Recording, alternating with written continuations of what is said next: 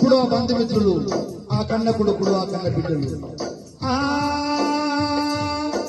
నీవున్నప్పుడు నీవు చేసిన సాయం మాకు యాదికొస్తే, నీవున్నప్పుడు నీవు చేసిన సాయం వాళ్ళకు యాదికొస్తే,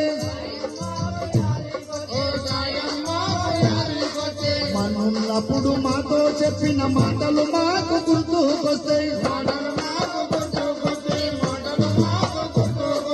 మనున్నప్పుడు మాతో చెప్పిన మాటలు మాకు గుర్తుకొస్తాయి.